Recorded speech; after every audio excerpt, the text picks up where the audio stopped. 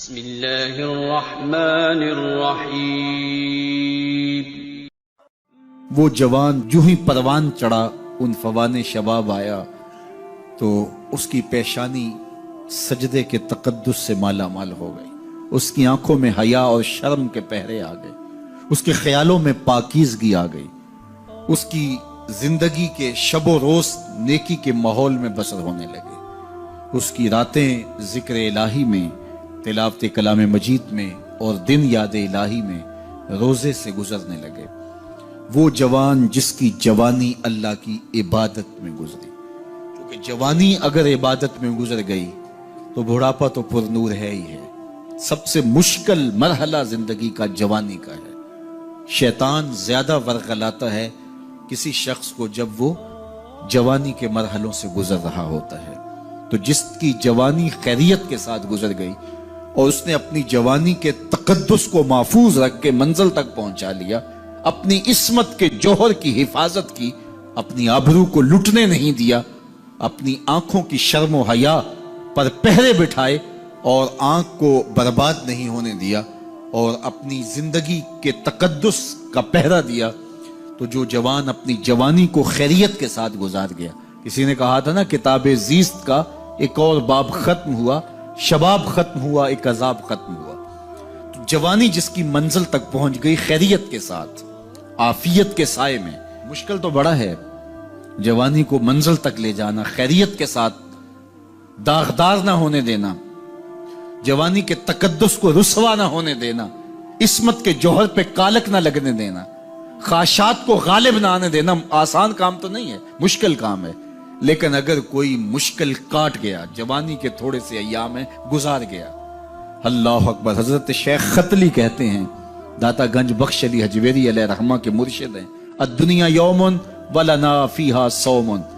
وہ کہتے ہیں دنیا ایک دن ہے، ہم روزہ رکھ کے گزار رہے ہیں۔ تو روزہ رکھ کے سارا دن گزر ہی جاتا ہے، دوپہر بھی آتی ہے گزر جاتی ہے، اور عصر کا وقت بھی آتا ہے گزر جاتا ہے، کھانے کا وقت بھی آتا ہے، چائے کا وقت بھی آتا ہے، سب کچھ ہوتا ہے لیکن گزر جاتا ہے، افطار تک بندہ پہنچ جاتا ہے۔ جس نے زندگی روزے کی طرح گزار دی، جس نے جوانی روزہ رکھ کے گزار دی، خواہشات کو بے قابو نہیں ہونے دیا، مشکل کام تھا لیکن اس نے مشکل کام کر دکھایا۔ اجر کتنا بڑا ہے، سنیے اللہ کے محبوب کی زبان سے سنیے۔ حضور نے ارشاد فرمایا جو سیدنا ابو ہریرہ کے ذریعے سے ہمارے تک پہنچا، فرمایا قیامت کے دن جب سورج کا رخ سیدھا ہوگا، زمین تانبے کی ہوگی، لوگ پسینے میں شرابور ہوں گے، کوئی ٹخنوں تک پسینے میں، کوئی گھٹنوں تک، کوئی کمر تک، کسی کو پسینے کی لگام دی جائے گی، اور وہ پسینہ ایسے نہیں ہوگا جس طرح یہ پسینہ ہے، اتنا گرم ہوگا۔ ابن رجب حنبلی کہتے ہیں اس پسینے کا ایک قطرہ اگر احد پہاڑ پہ ڈال دیا جائے تو وہ پگھل جائے، اتنا گرم ہوگا، بدبودار اتنا ہوگا، ایک قطرہ دنیا پہ ڈال دیا جائے، انسان کیا جانوروں کے دماغ بھی پھٹ جائے۔ اس پسینے میں لوگ شرابور ہوں گے، لیکن جس نے اپنی جوانی کو عافیت سے گزارا ہوگا، کل قیامت کے دن جب کوئی سایہ نہیں ہوگا، اللہ اس جوان پر اپنے عرش کا ٹھنڈا سایہ عطا فرمائے۔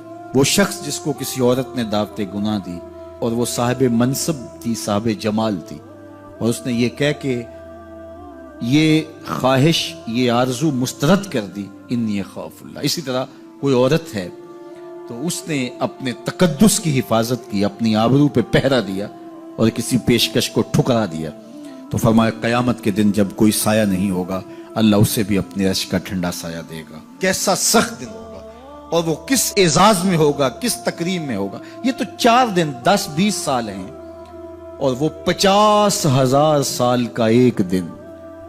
پھر اس کو اللہ کا شکر ادا کرنا ہوگا کہ اللہ تو نے کتنا کرم کیا میرے اوپر کہ میری جوانی خیریت اور عافیت سے گزری، اور آج اس کا تو کتنا بہتر صلہ مجھ کو دے رہا ہے۔ انسان جب کوئی اچھی بات سنتا ہے تو انسان کی فطرت ہے کہ وہ آگے منتقل کرتا ہے۔ آج کل وہ شیئر کر دیتے ہیں نا، جو بات آئے تو آپ اس کو آگے بڑھاتے ہیں، دوستوں میں شیئر کر دیتے ہیں، اور یہ انسان کی فطرت سے۔ افواہیں بھی اس لیے پھیلتی ہیں کہ جو بھی بات آپ سنتے ہیں فوری آپ کی کوشش ہوتی ہے کہ یہ سب سے پہلے دوستوں کو میں ہی بتاؤں، تو یہ انسانی فطرت ہے۔ تو جب افواہ اور ایسی چیز، کوئی غم کی خبر بھی ہو، کسی کی وفات کی خبر بھی ہو، تو اس وقت بھی انسان کی فطرت، سست سے سست آدمی بھی پھر جلدی جلدی فون کرتا ہے، آگے بڑھاتا ہے کہ فلاں سے ایک فوت ہو گیا. تو چونکہ یہ فطرت ہے، بات کو آگے بڑھانے کا شوق ہے انسان کے اندر رکھا ہے، اس سے چیزیں پھیلتی ہیں. اور پھر جو خیر کی خبر ہوگی یا خیر کی بات ہوگی تو اس کو تو آگے پھیلانے کا پھر ہمارا دین بھی ہمیں ترغیب دیتا ہے، جذبہ دلاتا ہے. تو حضرت ابو ہریرہ اس جذبے کے تحت جو سنتے تھے پھر آگے منتقل کرتے. اب حضور کی بارگاہ سے اٹھ کے جاتے تو سب سے پہلے گھر جاتے اور سب سے پہلے اپنی ماں کو ہی سناتے. اور ماں تھی کافرہ، وہ سننے کی بجائے، خوش ہونے کی بجائے سن کے وہ الٹا ناراض ہوتی اور کوئی نہ کوئی ایسی بات کر دیتی. سید ابو ہریرہ سے گوارا نہ ہوتا. ایک دن انہوں نے کوئی ایسی بات کر دی کہ حضرت سیدنا ابو ہریرہ رضی اللہ تعالیٰ عنہ نے فیصلہ کر لیا کہ آج ماں کو چھوڑ دینا ہے، کیونکہ میں یہ گوارا نہیں کرتا کہ میرے آقا کے بارے میں کوئی ایسا جملہ کوئی بولے. اور تھی گھر میں ماں ہی، بھائی بھی کوئی نہیں تھا، بہن بھی کوئی نہیں تھی، باپ بھی فوت ہو گئے تھے، شادی بھی نہیں ہوئی تھی. تو ماں ہی ماں گھر میں، اور ماں اور بیٹا اکٹھے رہتے ہو تو پھر محبت بھی مثالی ہوتی ہے. تو اب ماں ہی ایک رشتہ ہے مادی دنیا کے اوپر. تو حضرت ابو ہریرہ رضی اللہ تعالیٰ عنہ نے فیصلہ کر لیا کہ چھوڑ دینا. چھوڑ کے گھر سے نکلے، لیکن دل ڈوب رہا ہے کہ ایک ہی تو رشتہ تھا، وہ بھی گیا. افسردہ ہے، حضور کی خدمت میں پہنچے. دل و قلب و نگاہ کے مرشد اولین نے ابو ہریرہ کی اداسی دیکھی تو فرمایا ابو ہریرہ کیا بات ہے؟ تو حضرت ابو ہریرہ جس طرح بندہ پھٹ نہیں پڑتا تو عرض کی حضور میری ماں کی ہدایت کی دعا کر دیجئے. ساری کہانی 2 لفظوں میں بیان کر دی، میری ماں کی ہدایت کی دعا کر دیجئے. حضور نے نہیں پوچھا کیا ہوا، کیا ماجرا ہوا، فوراً ہاتھ اٹھ گئے. اور لفظ کیا تھے؟ اللہم اہد ام ابی ہریرہ تھا، اے اللہ ابو ہریرہ کی ماں کو ہدایت دے دے. ادھر انہوں نے بے چینی سے یہ بات کہی، ادھر حضور کے ہاتھ اٹھے. پھر ان اٹھے ہوئے ہاتھوں کو خالی تو موڑا ہی نہیں جاتا. اجابت کا صحرا، عنایت کا جوڑا، دلہن بن کے نکلی دعائے محمد صلی اللہ علیہ وسلم. تو حضور علیہ السلام نے ہاتھ اٹھا دی، حضرت ابو ہریرہ نے دوڑ لگا دی. کسی نے پوچھا ابو ہریرہ آج بڑی جلدی ہے؟ کہا آج ہی تو دیکھنا چاہتا ہوں، گھر پہلے میں پہنچتا ہوں یا حضور کی دعا پہلے پہنچتی. جا کے دروازے کو دستک دی، اندر پانی کے کھنکنے کی آواز آ رہی تھی جس طرح کوئی غسل کر رہا. آواز دی تو آواز آئی، بیٹا ابو ہریرہ ٹھہرو. میں بھی آئی. کہا لہجے سے سمجھ گیا اس میں محمد عربی کی دعا بول رہی ہے. تھوڑی دیر کے بعد میری ماں آئی، تازہ آثار وضو سے اور غسل کی وجہ سے ان کے جو ہے وہ بالوں سے قطرے ٹپک رہے تھے اور لبوں پر میرے حضور کا کلمہ جاری تھا. اللہ اکبر. سیدنا ابو ہریرہ تیرے مقدر پہ قربان. ایک سفر میں حضور علیہ السلام اور اصحاب گامزن تھے کہ راستے میں قیام کیا تو ایک قبیلے کی صلح کروانے کے لیے حضور علیہ السلام تشریف لے گئے. وہاں کچھ تاخیر ہو گئی تو صحابہ نے حضرت ابوبکر صدیق کو کہا کہ حضور رک گئے ہیں تو نماز کا وقت جا رہا ہے، آپ نماز پڑھا دیجیے. حضرت ابوبکر صدیق رضی اللہ تعالیٰ عنہ مصلی پہ کھڑے ہو گئے. اب نماز شروع ہوگی، ادھر سے حضور بھی فارغ ہو گئے تو آقا کریم تشریف لائے. تو آقا کریم علیہ السلام جو ہی تشریف لائے تو صحابہ کی صفیں بندی ہوئی تھی. حضور کو دیکھا، انہوں نے راستہ چھوڑ دیا. پیچھے سے لے کر کے مصلی تک صحابہ نے حالت نماز کے اندر حضور کے لیے راہ کشادہ کر. کاش کہ یہ حدیث سب لوگوں نے پڑھی ہوتی اور امت میں اتنے فرقے نہ بنتے اور یہ سوچ کبھی نہ پنپتی کہ نبی کے خیال سے نماز ٹوٹتی ہے. یہاں تو راستے چھوڑے جا رہے ہیں، یہاں تو پروٹوکول دیا جا رہا ہے. اللہ اکبر. اور یہ حدیث کہیں چھپی نہیں ہے، بخاری کے اندر چھپی ہوئی. اللہ اکبر. آقا کریم علیہ السلام تشریف لائے تو صحابہ نے راستہ چھوڑنا شروع کر دیا. نماز بھی چل رہی ہے اور حضور کا راستہ بھی چھوڑ رہے ہیں. بالکل حضرت ابوبکر صدیق کے پیچھے آ کے حضور کھڑے ہو گئے. وابو بکر لا یلتفت یمینا ولا یسارا. جب آپ نماز پڑھتے تھے تو نہ دائیں دیکھتے نہ بائیں دیکھتے، پوری توجہ انہماک ہوتا. وہ اپنی کیفیات کے جہان میں ڈوبے تھے اور حضور آ کے پیچھے کھڑے ہو گئے. صحابہ نے اپنے ہاتھوں کی پشت پہ ہاتھ مارنے شروع کر دیے. مقعن و تصدیہ، قرآن نے تالی لگانا، سیٹی مارنا یہ شیطانی اعمال ہیں، لیکن ہاتھ کی پشت پہ ہاتھ مار کے متنبع کرنا یہ مختلف مواقع کے اوپر یہ جائز ہے. تو اب جب حضور آ کے پیچھے کھڑے ہو گئے اور صحابہ سمجھے کہ حضرت ابوبکر صدیق ایک استغراق کے عالم میں ہیں، ایک کیفیت کے جہاں میں ڈوبے ہیں، تو انہوں نے اپنے ہاتھوں کی پشتوں پہ ہاتھ مارنے شروع کر دیے۔ تو حضرت صدیق اکبر سمجھ گئے کوئی غیر معمولی واقعہ ہو گیا۔ دیکھا پیچھے حضور کھڑے تھے، اللہ اکبر۔ تو حضرت صدیق اکبر مصلی سے سرک کے پیچھے آنے لگے، تو آقا کریم نے اشارہ کیا رکو، نماز پڑھاؤ۔ سیدنا صدیق اکبر اس کے باوجود پیچھے آ گئے۔ کبھی ہوتا ہے حکم اور کبھی ادب آگے ہوتا ہے، اللہ اکبر۔ حضرت سیدنا علی المرتضیٰ رضی اللہ تعالی عنہ کو کہا نا حضور نے صلح حدیبیہ کے موقع پہ، صلح نامہ لکھوایا جا چکا، تو لکھا یہ محمد رسول اللہ اور قریش کی جانب سے ہے۔ تو عروہ نے کہا اگر محمد رسول اللہ مان لیں ہم تو پھر لڑائی کس چیز کی ہے؟ تو اس لیے محمد رسول اللہ نہیں، محمد بن عبداللہ لکھا جائے۔ تو وہ اس بات پہ بضد ہو گئے، اور اگر ایسا نہیں ہوتا تو معاہدہ ٹوٹ رہا تھا۔ تو حضور نے حضرت علی المرتضیٰ سے کہا کہ چلو رسول اللہ کا لفظ مٹا دو۔ عرض کی میں تو نہیں مٹاؤں گا، میں تو نہیں مٹاؤں گا، یہ نام میں تو نہیں مٹا سکتا۔ پھر حضور نے خود مٹایا۔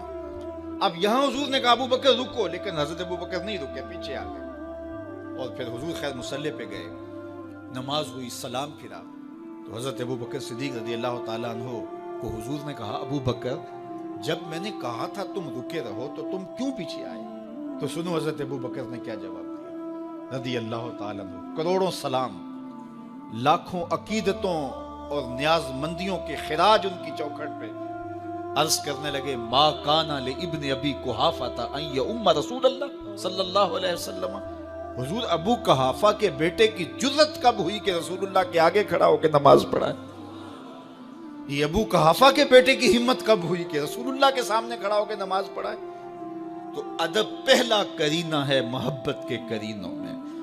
حضرت ابو بکر صدیق رضی اللہ تعالی عنہ نے اگر حضور علیہ الصلوۃ والسلام کی اطاعت اور حضور کی محبت، ادب، فرما برداری اور جان ساری کے انوکھے باب رقم کیے ہیں، لیکن حضور نے بھی ان کو جو اعزازات دیے۔ ایک خاتون آئی مسئلہ پوچھنے، آقا کریم نے فرمایا پھر آ جانا۔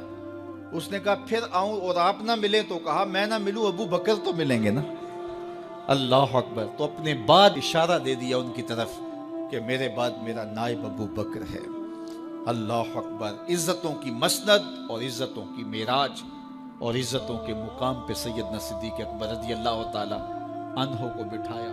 میرے والد گرامی رحمت اللہ تعالی علیہ نے پوری زندگی میں کوئی ایک تقریر بھی ایسی نہیں کی جس میں یہ اشعار نہ پڑے ہوں۔ جب وہ خطبہ پڑھتے تھے تو خطبہ پڑھنے کے بعد یہ اشعار پڑھا کرتے تھے، جس میں اس کی کیفیت ہے کہ جو حضور کے شہر میں جانے کے لیے تڑپتا ہے۔ ز مہجوری برآمد جان عالم، ز مہجوری برآمد جان عالم، تراحم یا نبی اللہ تراحم۔ کہ عرض کی جا رہی حضور آپ کی جدائی میں پورے جہان کی جان نکل رہی ہے۔ ز مہجوری برآمد جان عالم، تراحم یا نبی اللہ تراحم، نہ آخر رحمت للعالمینی، ز محرومہ چرا فارغ نشینی، بروں سر از برد یمانی، کہ روئے تست صبح زندگانی۔ حضور اپنا سر انور اس یمنی چادر سے ذرا نکالیے، چونکہ آپ کا چہرہ انور زندگی کی صبح ہے، زندگی کی بہار ہے۔ ادیم طائف نعلین پاکن، شراکز رشتہ جاں ہائے ماکن، اللہ اکبر۔